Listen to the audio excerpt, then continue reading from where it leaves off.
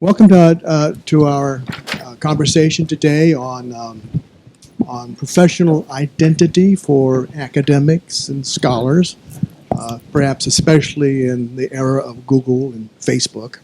I'm Patrick Hall. I'm the Dean of Students in the Division of the Social Sciences. And I just have a few words to say by way of context. This is the second of some 24 events, presentations and panel discussions and workshops that the division will be hosting over the academic year in a programmatic fashion. Our intention, our goal is to provide some guidance and some insight into resources at the university and highly professional approaches to building careers as doctoral students and as PhDs, which you'll all become. And in this context, we feel that the strongest toolkits you have, and the best sort of professional approach that you have for building your careers, really will not only put you into very satisfying careers of various sorts across different industries, but also produce leaders, really, people who are going to have impact, who are going to make changes in your profession and in the organizations that you engage with and become terribly productive in. So we call this program Emerging Leaders, and it is currently it's being managed by Associate Dean of Students Kelly Pollack and also Bart van Wasserhove over there. So what I urge you is to do is that when you get some announcements or communications or email from Bart or from Kelly, I hope that you will you'll open it up and you'll take a good close look at it and come and participate in our ensuing events and workshops and presentations. And so with that, let me turn it over to Renee, who will get us started on today's conversation. Thank you. I'm going to do a quick introduction of all the panelists, so you know who everyone is, including myself. I'll be moderating. I'm Renee Bassick-Foster. I'm Director of Communications and Events in the division. I've been here at the university for about 11 years, and before taking this position here in the division, I was working in central communications, doing everything ranging from multimedia production work to event and things like that. So in a previous life, I worked as a journalist. So this is how I have ended up here. So let me introduce the panelists. Shannon, behind us here at the podium, is going to be starting us off with a short presentation. She is the founder of Pivotal, a marketing strategy firm based here in Chicago. She has trained hundreds of top-level marketers at leading ad agencies in digital and social media marketing, and is also adjunct faculty at DePaul. Here on our panel, right to my left, is Michi Gupta. She's 2 weeks in here at the university. She's part of the university's news office, and she's the new digital engagement strategist. She is responsible for the university's social media strategy and provides guidance on digital media to communicators across campus. We have Monica. Monica obtained her Ph.D. I realize it's written that way. She finished her Ph.D. here in history just this year, and she's now working as the director of the Albert M. Greenfield Digital Center for the History of Women's Education. She's director of that center. Her work focuses on the digital possibilities of women's history research. And then we have David Pickett on the end. David is currently the web content manager at the Chicago Humanities Festival. He oversees web content strategy and execution. Previously, he was part of video team here in social communications at the university, and then as social media editor in the news office. So that's our panel. I'm going to turn it over to Shannon to start us off with a short presentation. Great. And then we can get started on the actual discussion part of the program today. Thanks. Thank you guys for coming on this glorious day. Stunning out. What I thought I'd do is kick it off with a little bit about what is a public identity, and then take a look at what is your personal identity, and then we can move to the panel and do a bit of a deeper dive into the sort of nuances, opportunities, and intricacies of what that looks like for researchers and professionals of your type and skill set. Does that sound okay? I'm also big into chatty, so at any point, if I say something and you're like, what the hell was that? I also have a raging potty mouth that I'm going to try to control today, I promise. But really, like, back and forth is good, so ask away as things come up. Does that sound okay? All right, great. So I'm also somebody who's sat in the audience for hundreds, if not thousands, of these things, and I find that the ones that I find the most valuable are the ones where I can implement something the minute that I leave. So I'm going to take you through an action plan for the first 10 minutes, and then we can get into the sort of nuances of that. Does that sound good? Solid? Okay, so you might want to take notes. I'm just saying. I can make this presentation available to you. I'll put it on some digital something and tweet you or something. Okay, good. All right, so let's start creating. I know it's not really sexy to think about yourself as a brand. People sort of feel uncomfortable with that, but I think it's a really beneficial paradigm, especially when you're trying to figure out like what your place is in the digital cosmos, if you will.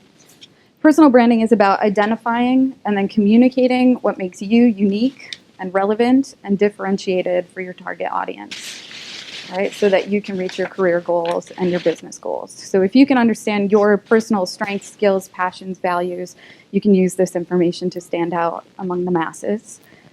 Shaping your personal brand is not about crafting a false or misrepresentative identity of yourself. It's what's the word I'm looking for? I'm just going to bypass it. But it's something that, like, you know, you're like, well, maybe if I just tell people that I'm this and I just hide this, then, you know, that's a lot more attractive. And I think that is your second fastest way to sort of go bust on the internet. Do you want to know what the first is? Yeah. It's not having a plan and just diving in. Coincidentally, the third is, in my opinion, believing that anything that you put on the internet is private ever. Okay? So. First, create a brand statement. Okay, this is what you have to do. This is not a bio or a resume. That's boring. This is your chance to identify who you are on a macro level, really short, concise way. Like, figure out what your story is. What are your finest qualities? What makes you unique? And these are some questions to help you sort of guide that. And I know you're typing, which makes me feel bad. So I'm going to move on to the next slide, but I'm going to like send this right to you before we're done. Because the next one is a sort of like fill in the blank that I use to help my clients figure out like how to craft this. Two things I caution you against. One, don't be boring, unless your personal brand is boring, but I highly doubt that. And never fill it with jargon, because nobody likes jargon, especially on the internet. Okay? That's not to say you can't use important and relevant keywords, right? But stay away from what I just said, like deeper dive and all that good stuff.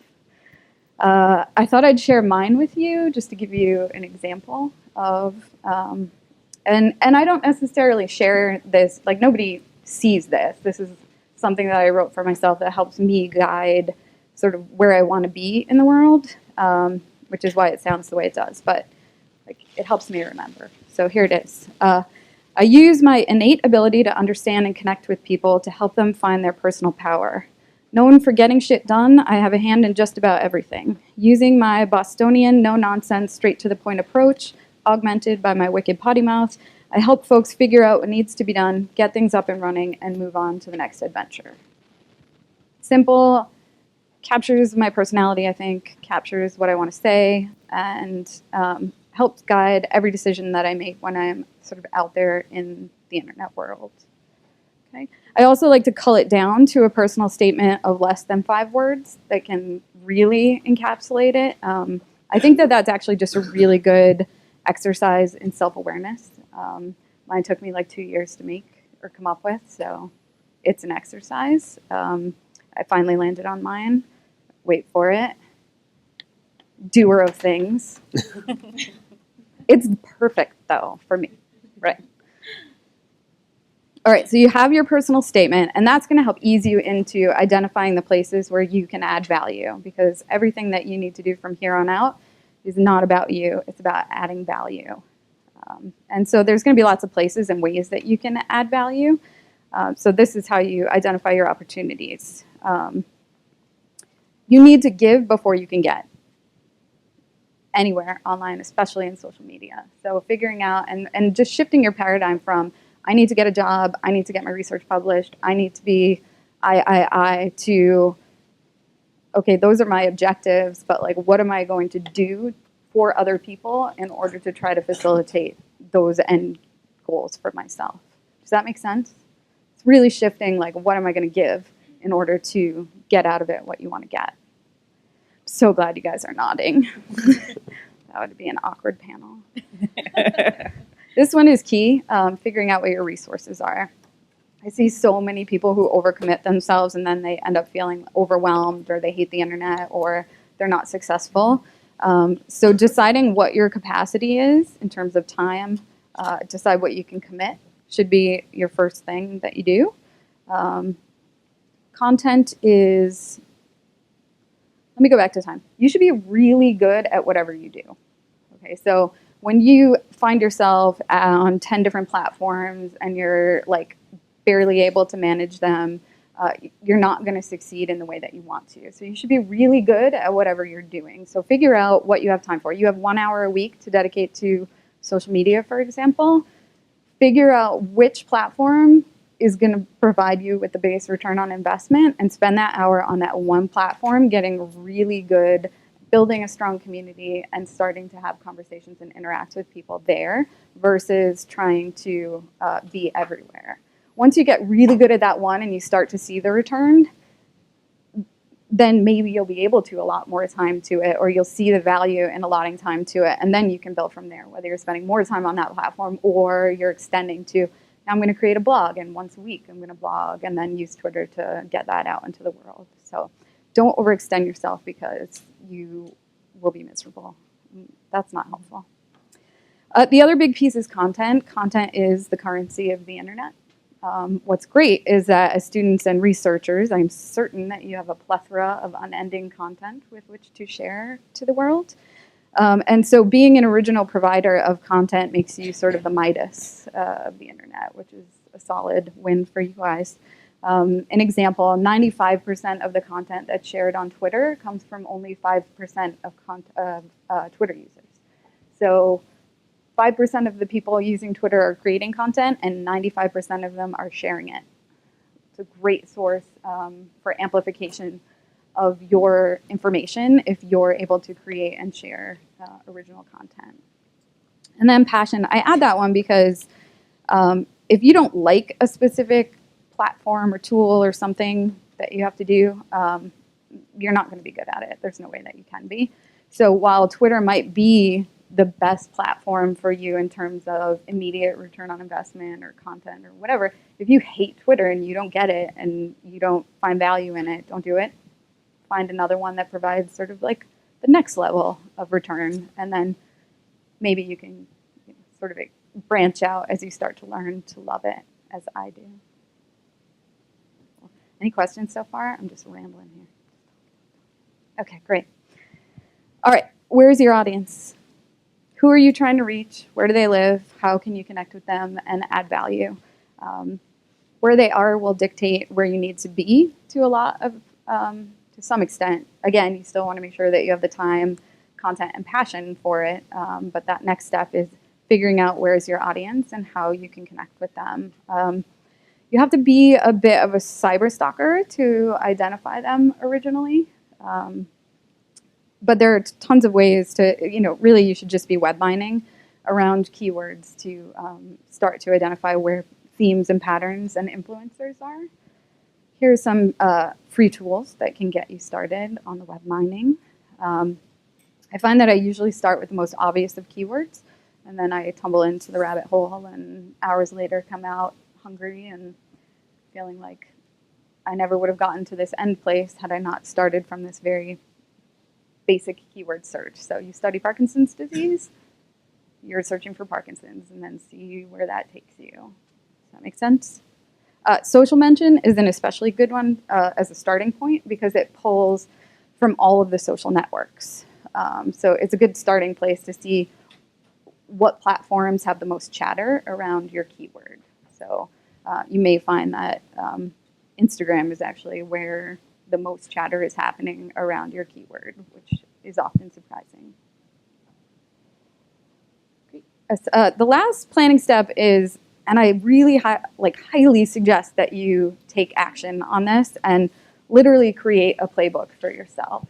This is a living document that you can add to and refer to often. It's really, for me, about the exercise of doing it and putting it on paper and knowing that there's a plan. It's not like every tweet you get, you have to go back and look at your playbook. How am I going to respond to this, right? Does this meet my boundaries? So things like topics. So I create a yes or no column and then like a maybe we'll see column of topics that I absolutely want to talk about, things that I will not touch with a 10-foot pole, and things that maybe we'll see how I'm feeling that day. Is Hillary 2016 something that I'm putting in my yes, no? Like, is politics, religion, like any of these things that can be polarizing, you have to decide where you're going to be and what your brand personality is going to allow you to do online and comment on. And for some of you, you have to talk about polarizing topics because that's your research. How you're going to deal with trolls, I say when, not if. You will be trolled. Trolls are just those people looking for fights on the internet. I have what is my policy? It's a non-engagement block report.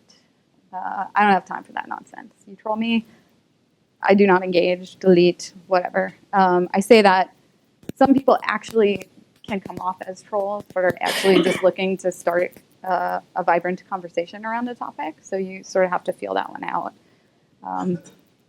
Collaborators, who do you want to be associated with? I create a list of the top 20 people that I hope I can start an online relationship with, and then I start stalking them, appropriately. I'm tweeting to them, I'm retweeting their content, I'm liking their things on Facebook, like whatever we're doing, that is how you're going to start relationships with those influencers and those potential collaborators. And that elevates your, your presence and your reputation online. And then your personal professional life. You have to decide what your balance is going to be.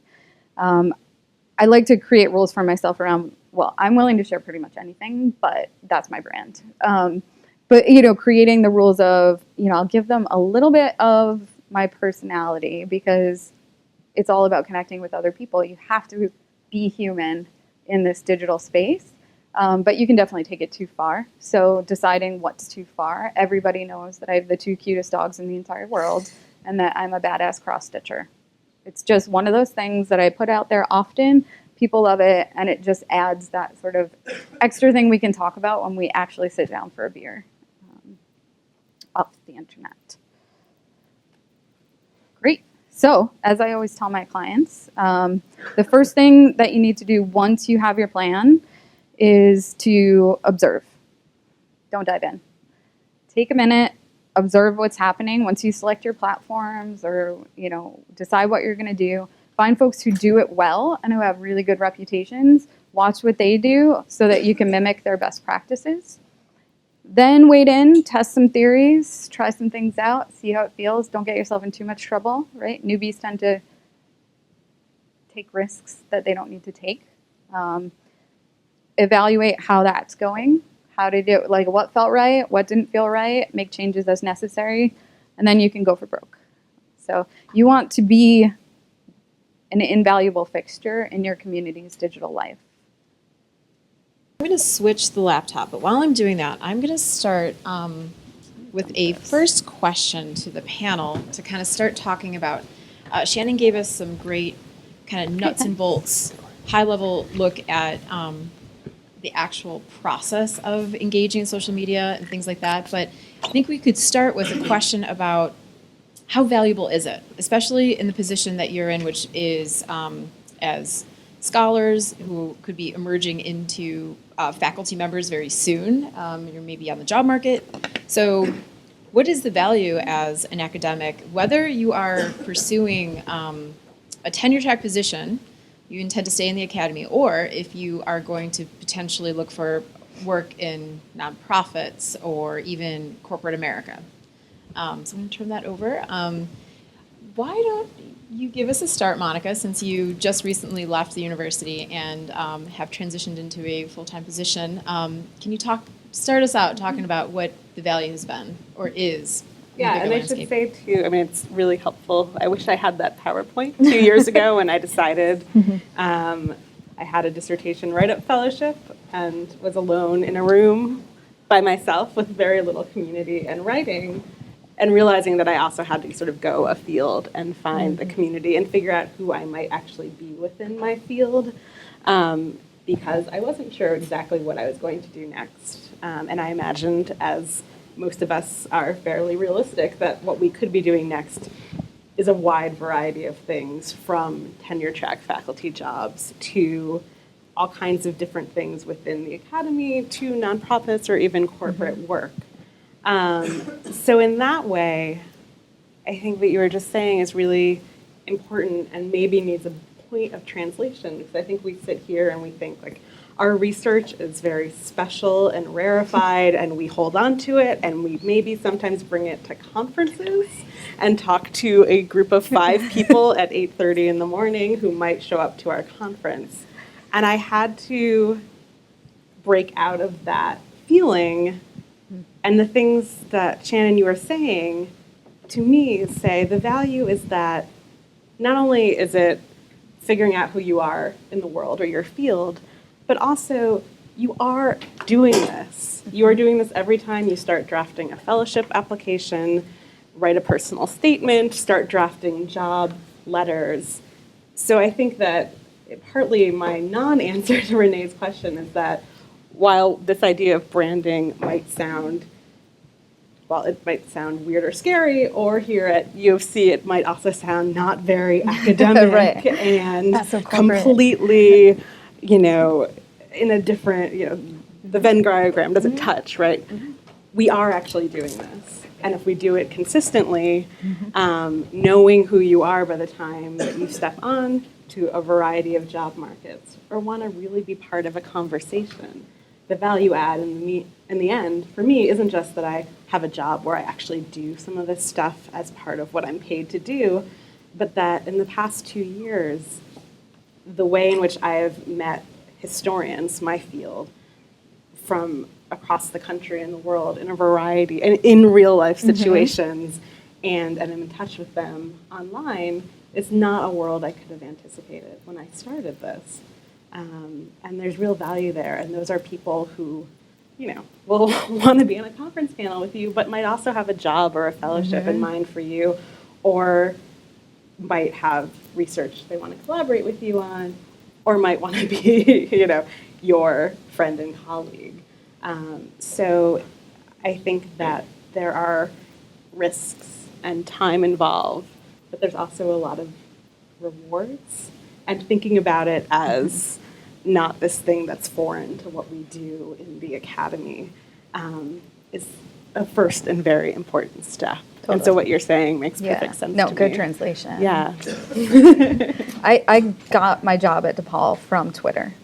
Yeah, I basically got my job from Twitter, but we can talk about Twitter. Clearly, I think we are both people who love Twitter, but that's a story for maybe the comments. I'm a faculty, so I teach in 2 different disciplines. So I teach marketing, and I also teach, my master's is in leisure studies, so I also teach leisure studies courses for them. So, there's a question. Oh, yeah, of course. I think that one of the things that you both have highlighted is that in order to network in this modern age, you kind of need to keep on people's radar. And a way to do that can be through social media. Yes. I'm in my 3rd year of a doctoral program in ancient history. So I don't really consider myself at this stage to be much of a content producer. But what I do see my options are is to be a purveyor of really interesting news articles and really interesting information. So that if I'm Facebook friends with somebody who's an academic at Stanford, when he sees me next, he'll think of me as an interesting person who can talk about interesting things. Yep. And I guess that I would line about personal and like professional boundaries, because I found that so far I'm using Facebook to kind of like news blast people like, this is a new like archaeological discovery, it's super interesting for X, Y, and Z, here are its possibilities. And I guess I was wondering if you could speak to using a platform that is kind of built as like, I know that it's my brand, but it's also like my cat sleeping, and maybe you could talk about like some of the boundaries besides like that you guys think are appropriate. I don't think I would like talk about political topics on there, really contentious things, but how to balance that in an age where someone might put something on your wall or. It's actually we were going to talk. Actually, Oh, we had a. I have a bunch of questions, but it's great. So you brought it up, and I actually let's use that question and let's expand it a little bit too into just thinking through or providing some context for this idea of, are you one whole person on the internet, or are you a fragmented being? You know, are there versions of yourself out there, and what is the right balance to strike? So, let's start with this.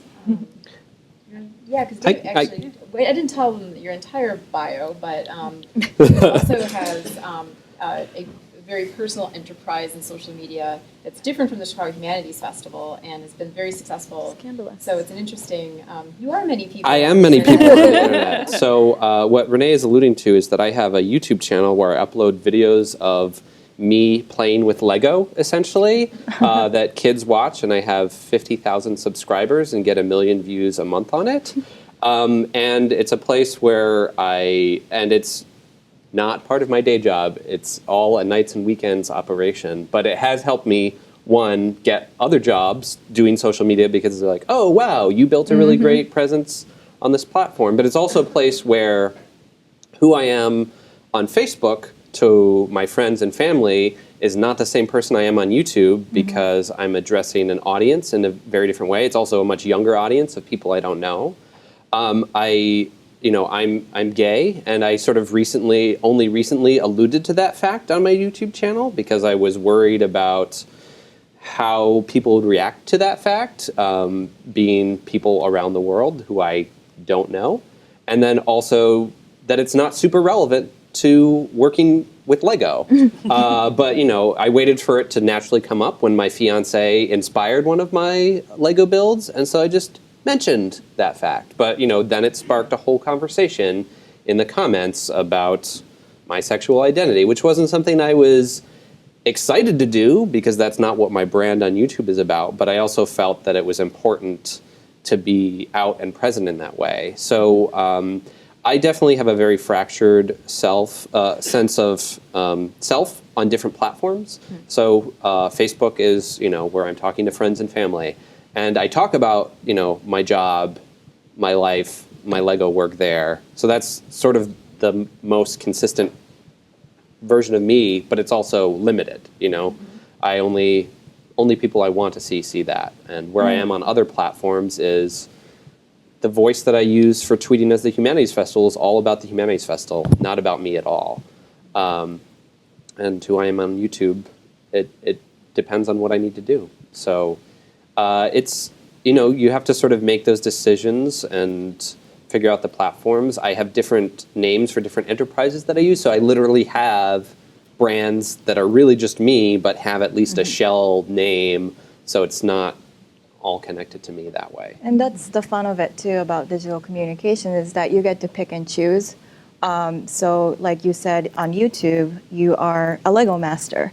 But then so for example, for me, Facebook is something that's very personal, so that I would share my family news and kind of private stuff, but then that's the decision that I made. So, but I'm active on LinkedIn on the other hand for professional end, and that's been working out great for me. So like adding to Shannon's point, finding the device or the platform that works for you the best. And Facebook, I think it's fine if it's great that it's working out for you and sharing those content, but make sure that the others can see that, so you're not presenting other information that you don't want to share there. And if that makes you feel uncomfortable, then you can go to other platforms that you can share those information. And also adding to your point about sharing articles and people chiming in on Facebook, that's great. But then again, your network is limited. Your friends can see that, but then why not share that on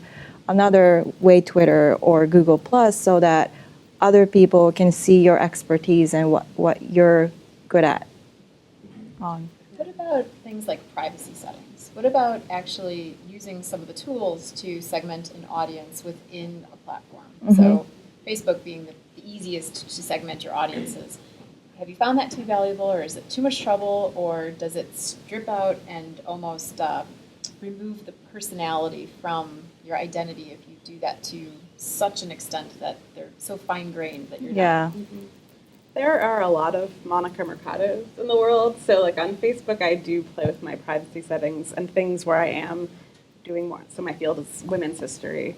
I mean, there are people in this room who know what my Facebook looks like all the time, but it doesn't look like that publicly. And when I am sharing or talking with friends about an article in my sort of broader field, I will make that public because I know people are finding that. And every once in a while, scholars in my fields find me through Facebook, and I don't mind that that's sort of visible. I certainly know people, I have a colleague who teaches at a very small liberal arts college and does a lot of her work through Facebook with her students. And so, I mean, but that's because of her very sort of specific context, and most of what she does is not personal on Facebook, but it's teaching and research. This is why Twitter, for me, has been really useful for sharing and also finding out things that are going on. And I've thought a lot about my Twitter presence over the past 2+ years that I've been on it, where it's not a 100% sort of like formal scholarly voice. Like that is not me. And that's obvious whether you meet me at a conference or in a job interview situation. And I decided to kind of own it, and this again in the sort of way that I can celebrate what Shannon's saying and know what my voice sounds like. And I've found Twitter, because of its public nature, once I sort of sat back and looked at it and decided all these different communities and people I know from the various interdisciplinary worlds in which I work in were talking to each other, and think about what it'd be like not to just talk in a formal voice. And that to me has been the most useful place for sharing things of interest to my communities. And then in the mix of that, I mean, there's a little bit of self-promotion as well as sort of gifting. But I think I became known amongst the sort of history communities online that I'm part of for being, I mean, what is truly me, which is that I'm excited about cool projects and other people's work, and I want more people to know about that. And sometimes I think my work is cool and should be, talked about in the same way. So that's why, again, this point to sort of look and see what's happening beyond sharing news, but are people tweeting your conferences or your meetings? Who's doing that? How are they doing that? That's another way, especially I like your point about I don't have a ton of content yet. I'm not even, I'm not a Ph.D. candidate, but we were talking about this before the start. Like I am also kind of a fast live tweeter, and so in conferences where tweeting is okay, to me it's almost kind of a service to my communities to sort of push out like someone's got this great project, like share the link, and it's become really useful in my sort of women's history library, digital history communities. We can't go to all the conferences. We can't go to all the great events. I follow tons of things through Twitter. And so that's learning the conventions, knowing the hashtags, all this sort of research that Shannon's talking about. So I think you can use Facebook. And certainly for me, it's been sort of backwards. Like people I've met through Twitter have eventually also become my Facebook friends. But our primary vehicle for sharing our, I wouldn't say I'm quite as fractured as Dave, but I think that my Twitter is much more work focused. like I used to always say, like I won't tweet my vacations, but if as I want to do, have like a women's history themed vacation instead of go falls, like I Awesome. will. So, but that's because like part of my brand is that I'm nerdy and excited about these things. Totally. So That's great.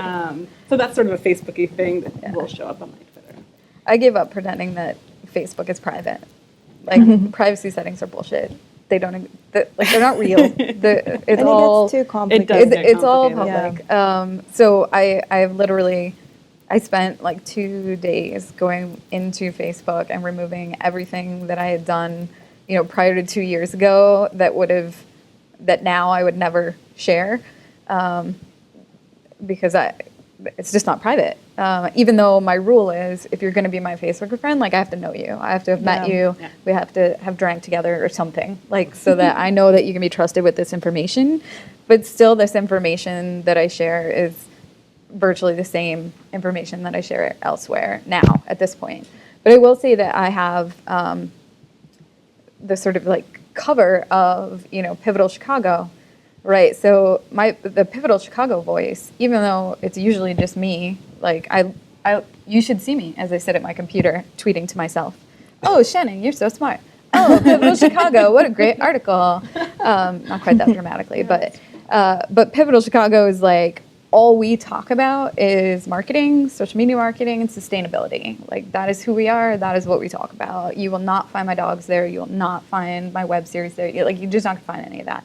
All of that can be shared through my personal, and the two, like, you'll find me if you look for Pivotal. You'll end up finding me. But for me, that's actually really helpful that I put all that out there, because I don't want to work with clients that I don't like, who don't like get me or align with things that I align with on like the macro level. So I can weed out folks I don't even want to work with because they go to my Twitter and they're like, "Oh dear God, nope." It's great for me. So what about students? So students, an anecdote. So my husband teaches at Loyola in the business school, and he got so frustrated with his high school friends posting terrible things on his, Oh, yeah. not intentionally terrible things, but Yeah. things that were like, I can't let my students see that I have a friend from high school posting this on my Sure. Facebook page. So he defriended everyone from one account, set up a new one, friended them all back to a professional Facebook page as a faculty member at Loyola, and then kept them away from his personal one where he has his high school friends and all the crazies in his family, right? Yeah. So when he first did this, I was kind of like, "You've just broken social media. Like, what are you doing? Like, you are inauthentic." That's what I kept, like, I was like, Oh, no. right? And, and actually, it turns out that it's actually worked really well for him, Yeah, and he for feels sure. much safer and that kind of thing. But I don't know if that's the right solution for everyone. And so I'm kind of curious about opinions of the panel. Like, if somebody's about to start, like, what's the right step forward? Like, should they be one person and be careful, or defriend their high school friends or family members, or should they actually think about having two Facebook presences Or none. or none Facebook? I hate Facebook. I mean, I've always thought it's really tricky business to be in the business of Facebook friending your students or accepting the inevitable Facebook requests that even we as TAs, interns, and later standalone instructors, grad students, I think that there's a lot of different perspectives on this based on age and gender and a whole variety of things. But it was always sort of my rule, after graduation, if I was still in contact with someone and, one of my undergraduate students and they wanted to be in touch with me. Twitter, because I do use privacy settings on Facebook, but I'm public on Twitter. And I knew that going in. I knew that I was on the job market the 2 years that I started this. I kept that in mind.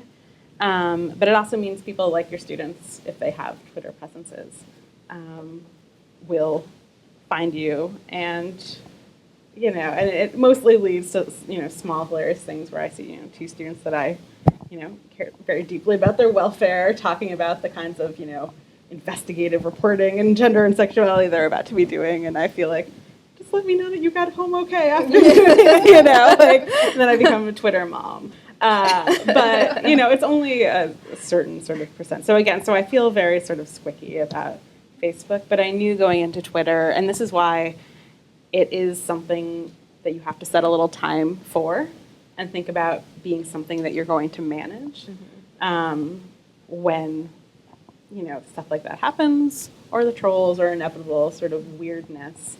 But I would say, yeah, for me, Facebook is still very much my friends and family community, and not something I'm always using academically.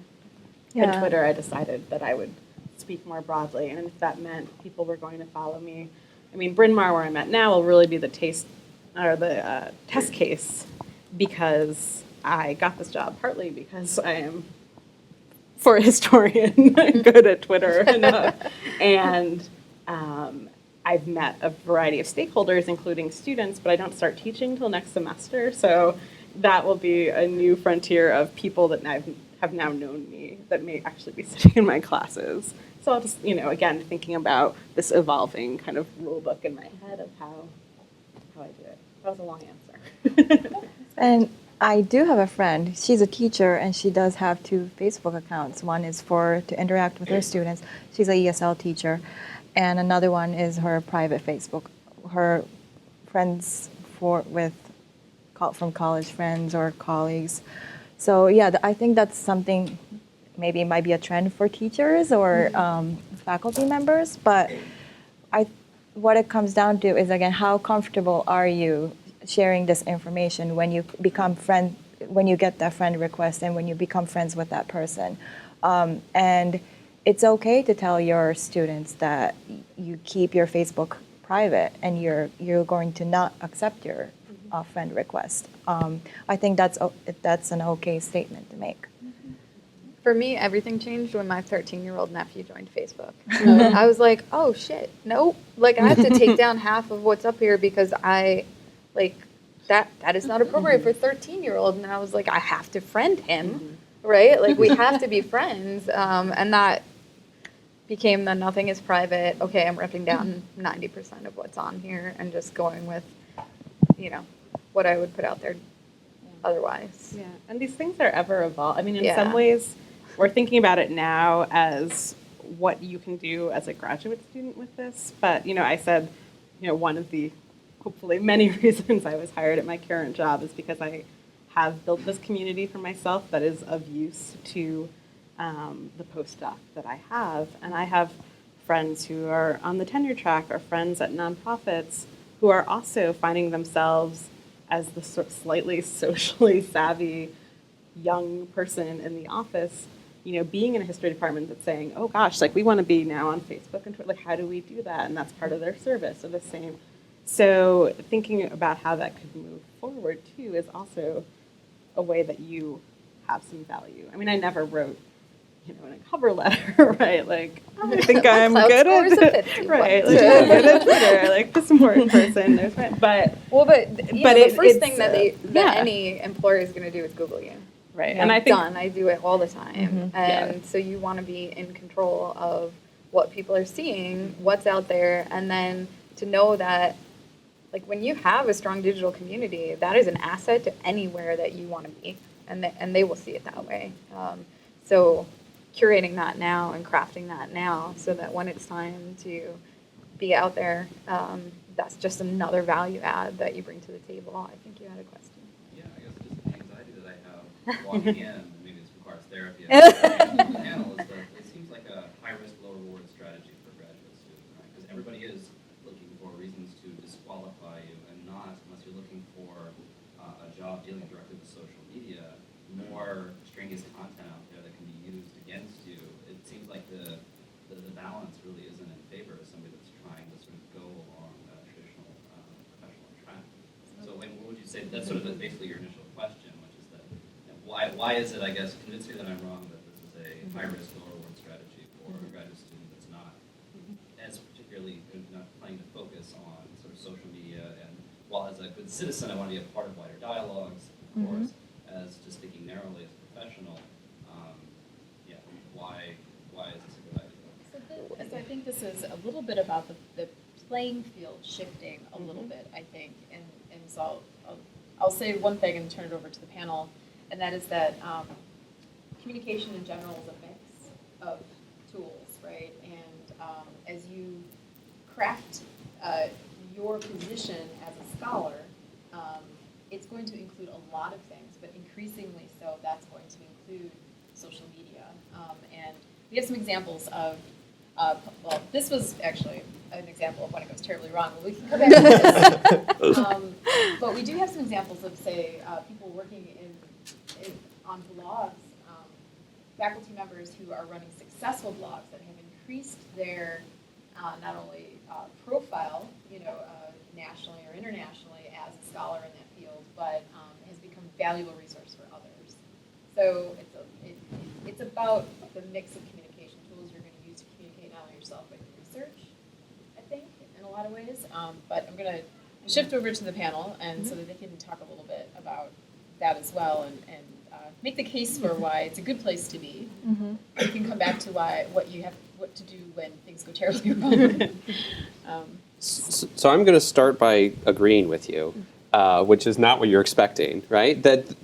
For some people, the risks are going to outweigh the rewards. Absolutely. It sort of depends on what type of scholar you're trying to be. If you're someone who wants to be a public intellectual, then this is something you definitely need to be pursuing, because it's kind of a piece with doing, interviews or being engaged in public discourse. Then you definitely need to be involved some way with social media or academic blogging or something like that. You need to be experimenting with that, because that's what you're going to try and sell later on.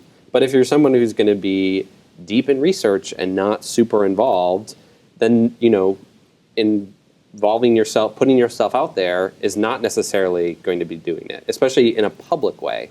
And then it's looking for, how can I network with the people in my community that I'm going to need to network with to get jobs in the future, without necessarily networking with the entire world. And there's ways to do that, using some social media without necessarily being a huge content producer or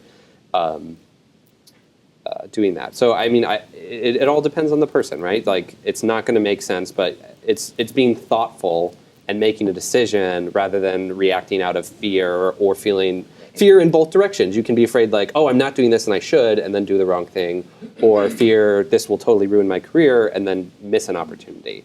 So just being thoughtful and considering what you're doing. Yeah, thinking about what's your purpose of being on social media or digital, having a digital presence. Do you want people to know about your research and read about your papers that you publish, or do you want to get a job in the future? And like Shannon mentioned, and I completely agree with this, is that you have to listen and you have to give before you get something. So when it comes to looking for a job, or when you want people to know about your research and you haven't been really present, and then all of a sudden you go, me, I'm here, nobody's going to pay attention to that. So kind of building up that presence. And also, I don't think there's nothing to be afraid of being present digitally, because if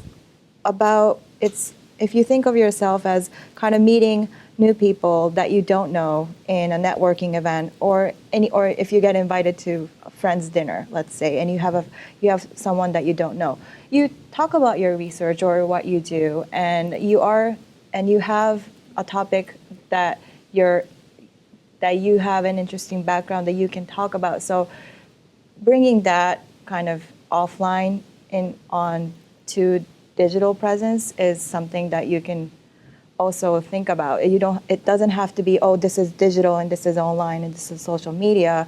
Yes, there's a lot more eyes set on it, but it's kind of an extension of a dinner party. Yeah, I mean, I guess, so as the recent grad student, outside of this room, it seems like high risk, low reward, I would say, because 9 times out of 10, our faculty have no idea that this happens and is going on. And there is, maybe it depends on who your faculty members are, but like don't know what's going on. And so for me, diving in with something that I sort of educated myself, like I was saying to Shannon, I'm really excited to hear this now, because I felt like I spent some time thinking about this and doing, because there wasn't going to be anyone to mentor me through being in public.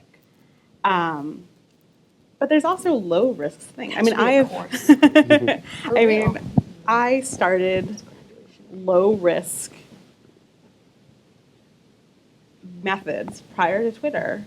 For example, I Googled myself. I saw the way in which I was coming up or not coming up online, and I thought, okay, so my department is a really big department. My CV doesn't always get updated when I do new stuff. All right, I'm gonna build a free WordPress site so I have somewhere to like host my CV and I can give that link to my department. Oh, and then I can sort of flesh out a bio and then at least have a starting presence and sort of have a place to sit all the kinds of projects that I work on. I didn't start out blogging or tweeting or doing this. And that to me was a big reward because it meant that if people were looking for me, at least in my department, they'd finally get to the real updated me and not when that page was changed. And so it sort of continued. I knew that there were, because I did the kind of research Shannon's talking about, some really interesting group blogs in a variety of fields that my work touches on. And I saw all those people having conversations, and I felt like I should be part of those conversations too. So I got a guest spot with just a blog post.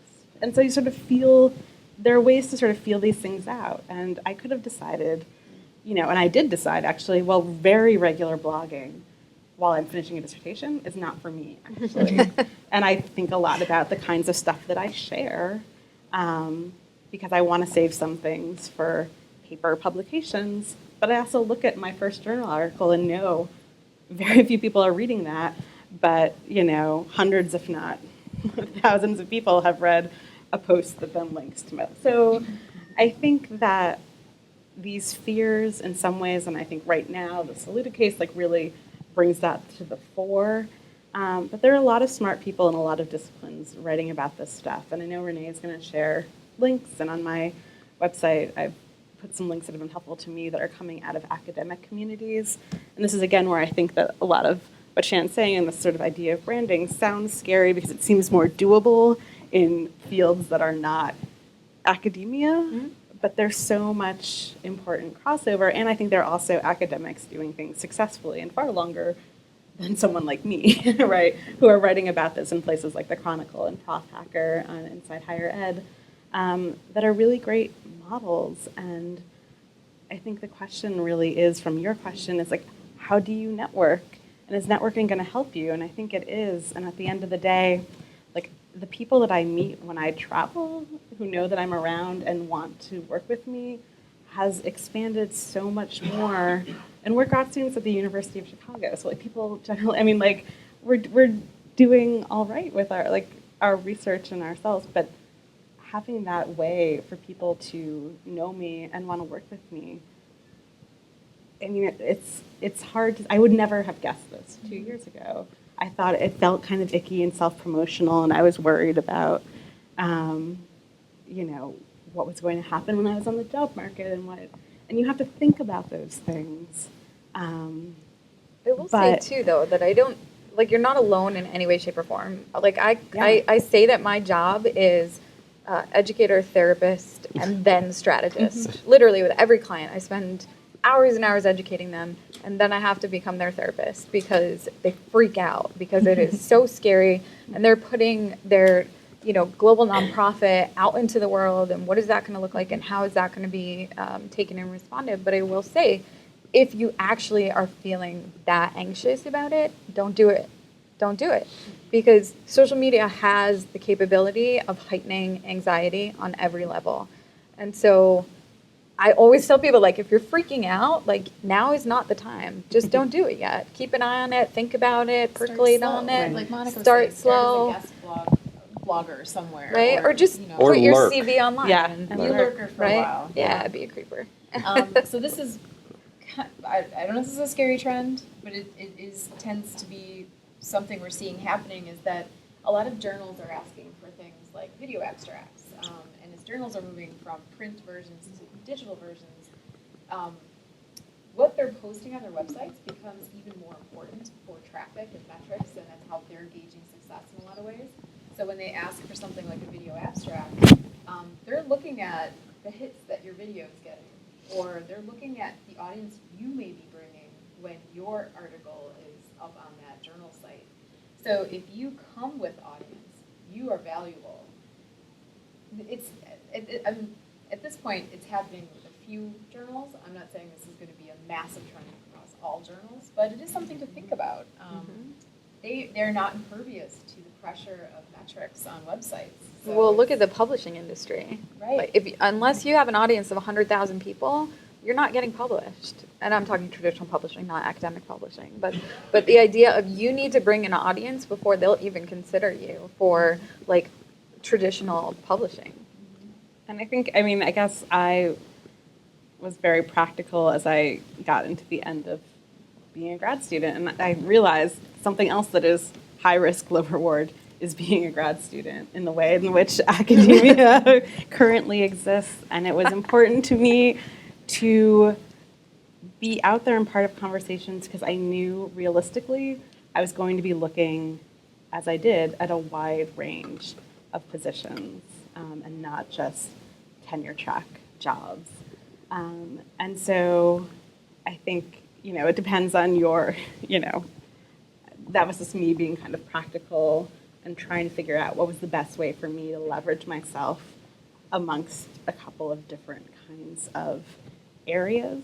And again, that's why it does involve a sort of conversation with yourself and being smart about the things that you choose to share and expand upon. So speaking of things that should be shared or should not be shared, so we've had this up now for a little bit. So this is an example of when something goes terribly wrong.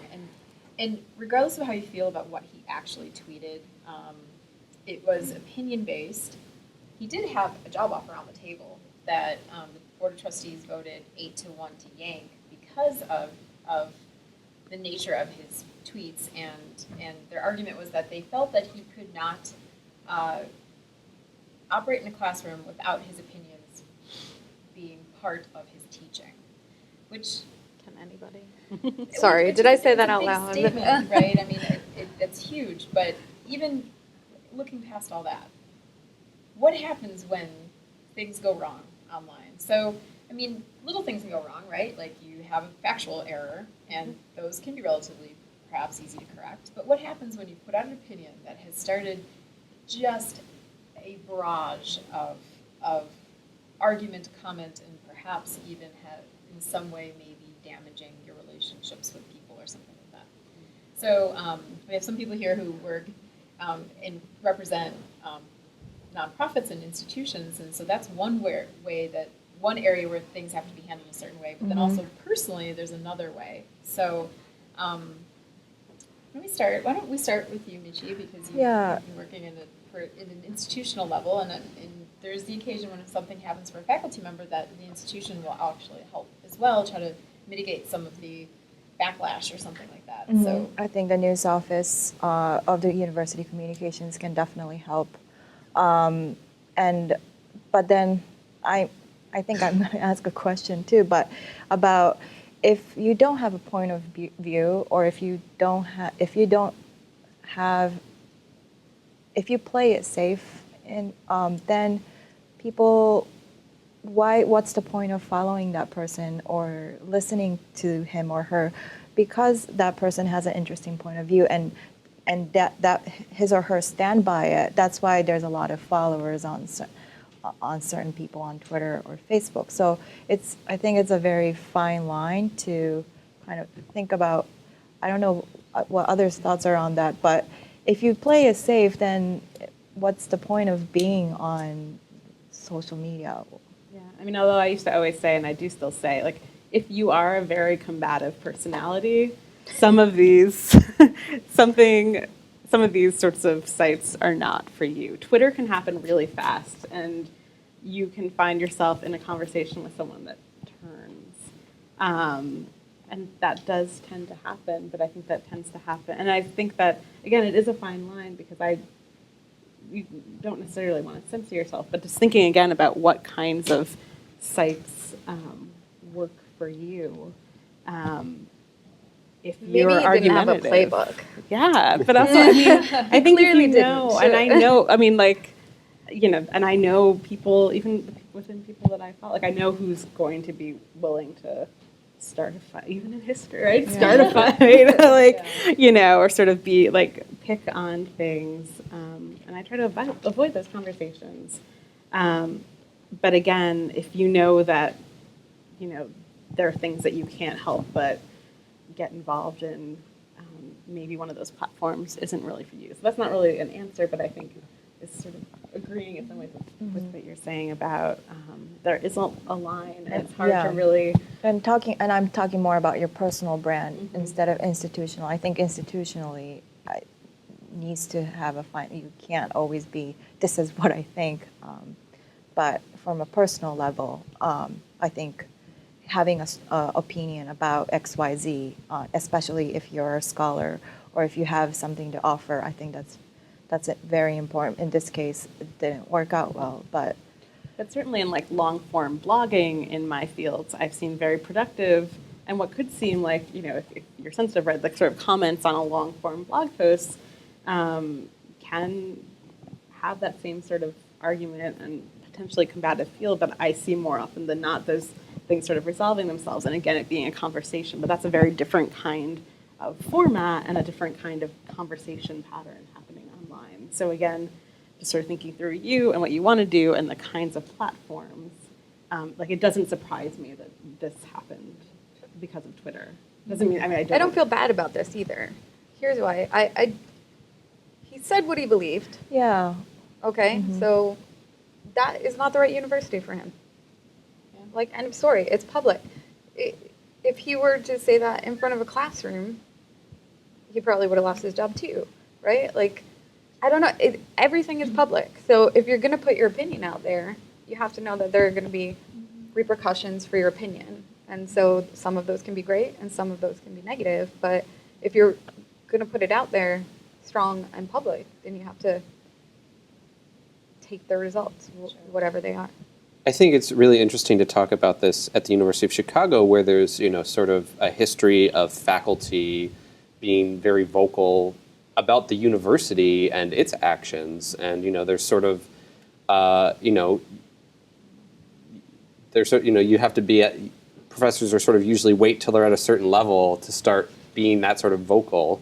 But, it being online is no different than like them being worried about doing that in front of a dean, right? Like just saying something to a dean could ruin your career just as easily as a tweet could.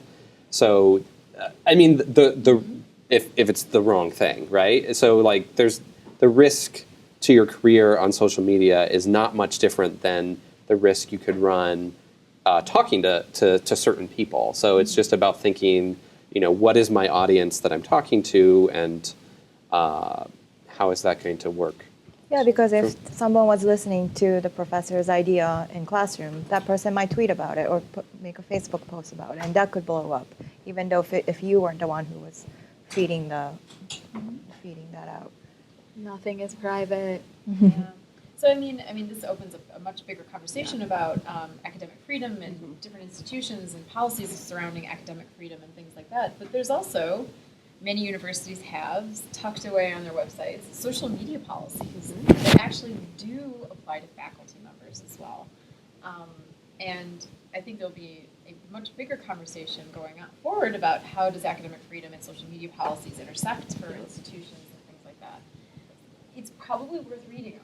Like, if you're taking a job somewhere and you want to know how heavy-handed the institution may be about your presence online, read their social media policy, ask some questions about it if it doesn't sit well. A lot of institutions now also have academic freedom statements. If they're in direct conflict, that may be worth asking about, right? Like, so there's a bigger kind of conversation about that going on too. One thing I wanted to say in response to that is also, if you end up doing social media or for your department or division, then you need to be really aware of what the limitations are there, because there's, you have to restrict law boundaries on, political activism and things like that, depending on what institution you're representing on social media. So we have just a couple minutes left. So we've been really focusing on the negative and the damage control, the risks and things like that. But it'd probably be nice to talk a little bit about who's doing it really well, who should we be looking at, who should we be watching, and who can we lurk around to see, or even start trying to engage with, to kind of get a sense of like what's the best practices out there, kind of thing. You sent me some links and things like that. I took screenshots of some of the blogs that are going on that really well. Now, this one, everyone knows Freakonomics. It's one of our faculty members here behind it because there's a giant best-selling book, of course, and this is one of the most polished academic blogs I've ever seen in my life. They aren't like this. So that's one thing, is like, don't think that if you decide you want to start blogging or something like that, you have to roll out a Freakonomics quality blog. Like I'll show you some other ones. This was one of David's blogs that he suggested. Also very polished, very well put together. But then there's some that look, they actually have huge followings, and there's a lot of people who read these, but they are not, it doesn't look like there's a corporation behind them, that are actually like doing all the site design and stuff like that. This feels very homegrown. And a lot of them feel that way in a sense. This is John Cochran's blog here. He definitely put this up. I mean, you were maybe a student, helped him, but this was not like, he was It's a not blogger contracted with template. a company. Yeah, totally. And his blog posts, some of them actually, well, this one was sort of in memoriam, but let me go back. Some of them actually, like this one, I was reading through it, and there's some spelling errors. The writing isn't perfect, but there's strength in the ideas, and there's this idea that blogs are more visceral, and they aren't a journal, right? This isn't an article being published somewhere, but it's some thoughts. Sometimes they're looking for responses, sometimes they're engaging, that kind of thing, but they don't have to be this amazingly constructed, beautiful thing out the door kind of idea. So were there other thoughts about Or I best don't think practices you and- need to set up a blog right away either. There are other platforms where you can share. For example, LinkedIn has a publisher platform that you can start writing in their look and feel, so that you don't have to worry about the design of what the blog should look like, and that eliminates that, and then you can start posting your thoughts. We're getting the time Yeah. signal. Okay. That was great. I was trying to be polite. So we have this entire presentation is available. We've got a bunch of articles and resources that we are going to include in this, and Bart, I believe, will be posting it on the Emerging Leaders site. Great. So there's articles and some resources. These are all collected from the panelists, and then we'll also have Shannon's available too, if that's possible. Of course. So here's some context. This will also be in the presentation. So if you have questions that we didn't get to, or want some advice, that's great. Let us know. We're happy to help. And I want to thank our panelists for coming and talking to us today. Thank you very much. Thanks, guys. Thank you.